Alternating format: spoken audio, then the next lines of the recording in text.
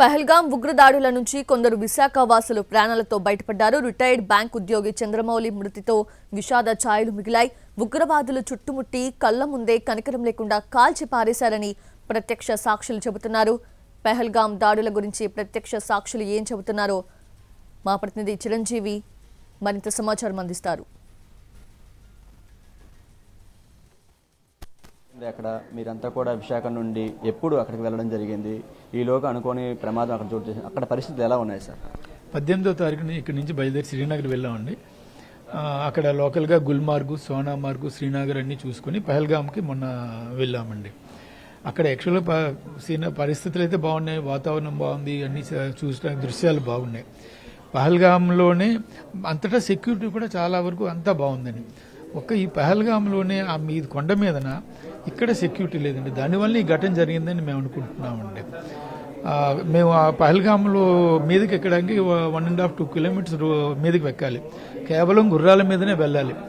ఆ దారి కూడా రాళ్ళు రప్పలు తేలిపోయిన వాగులా ఉన్నాయి. వాటి మీదుగానే మేము గుర్రాల మీద వెళ్ళాం. సగం దూరం వెళ్ళినాక ఆగిపోదాము అని అనుకున్నాం. కానీ అక్కడ చంద్రమౌళి గారు ఎంకరేజ్ చేశారు, ఇంత దూరం వచ్చినాక మనం చూడకుండా వెళ్ళిపోతే ఎలాగా, ఇంకొక 10 నిమిషాలు ఓపిక పట్టండి వెళ్ళిపోదామని నెమ్మదిగా మీదకి వెళ్ళిపోయామని. వీళ్ళు లోపలికి వెళ్ళాము.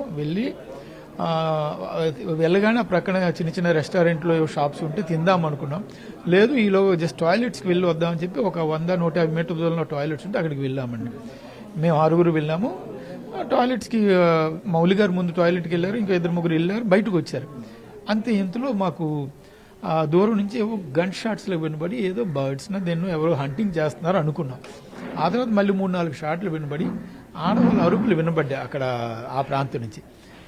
చూసేసరికి ఎవడో ఒక మనిషి ఒకరిద్దరు పెద్ద అంగీలు వేసుకొని గన్ను పట్టుకుని ఇలా కాలుస్తున్నట్టు కనబడి అంతే అర్థమైపోయింది, టెర్రరిస్టులు అటాక్ చేస్తున్నారని. వెంటనే మేమందరం ఆ టాయిలెట్స్ వెనక్కి దాక్కున్నాం. ఏం చేయాలో తెలియని పరిస్థితి, ఎటు వెళ్ళాలో తెలియదు. ఆగిపోయి చూస్తుండగా ఒక టెర్రరిస్ట్ మా వైపు రావడం కనబడింది.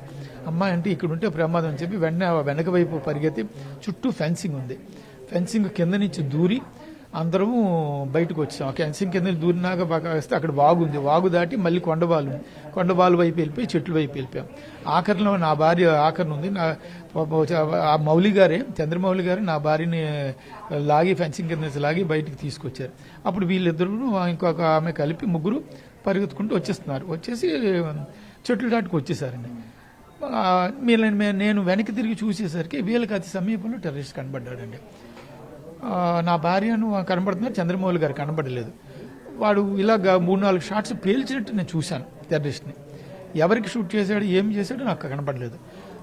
చేసి ఆడవాళ్ళ వైపు 2 అడుగులు వేసి మళ్ళీ వాడు వెనక్కి గ్రౌండ్ల వైపు వాడు వెళ్ళిపోయాడండి.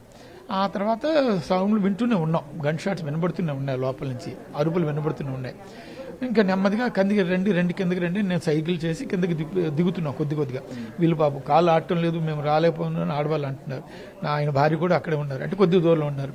అప్పుడు ఆమెను కూడా పదండి అంటే మౌలి గారు అంటే వస్తారు ఆయన వెనకున్నారు, రండి ముందు మనం నెమ్మదిగా దిగుతామని చెప్పి వాళ్ళందరినీ అలా నెమ్మదిగా అందరూ పాపం అడుగులు పట్టడం లేదు ఎవరికి. సో ఆయన పడిన సంగతి నాకైతే ముందుగా తెలియలేదు. నా భార్య చూసిందట, కానీ పడుకున్నారు, టెర్రరిస్ట్ నుంచి తప్పించుకోవడానికి పడుకున్నారని అనుకుందట. వాడు పేల్చినప్పుడు చెట్టు బెరడుతో వెళ్ళి వీళ్ళ వైపు తుల్లిందట కూడా. సో చూశారు, ఇంక వచ్చేసాము. సో ఆయనకి ఏమైందని అనుకోలే. సో మేము సుమారు 2 గంటలు పట్టింది మేము కిందకు వచ్చేసరికి.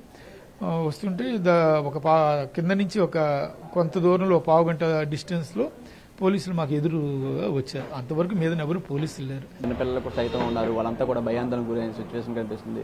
ఎలా అనిపించింది అక్కడ? అంటే వాళ్ళతో ఏం మాట్లాడారా, వాళ్ళు ఏం చేస్తున్నారు అన్నది కూడా మాకైతే దూరం నుంచి మాకు అస్సలు అర్థం కాలేదండి. గన్ షాట్స్ వినబడుతున్నాయి, అందరు ఏడుపులు గొడవలు వినబడుతున్నాయి. అదొక్కటే మాకు తెలిసింది అక్కడ జరుగుతుంది అన్నది మాకు అర్థమైందండి. మేము ఈ కిందకు దూరి తప్పించుకోవడంలో నేనే వెనకైపోయానండి. మా దీంట్లో వెనకవడంలో మౌలి గారితోనే నాకు సహాయం చేశారండి, పైకి లాగారండి. లాగినాకేమో ఇంకా లేచి నిలబడి చెట్టుకొకరం పుట్టకొకరం అన్నిటిగా పరుగులు పెట్టామండి. ఆ పరుగులు పెట్టడంలో మౌలి గారు ఒకవైపు అయ్యారండి, నేను ఇంకొక ఆవిడ మాతో వచ్చిన ఇంకొక ఆవిడ ఇంకొక చెట్టు వైపు పరిగెట్టామండి. మాకంటే కొంచెం దూరంలో ఇంకో 2 మగవాళ్ళు ఉన్నారు, ఇంకొక ఆవిడ ఉన్నారండి.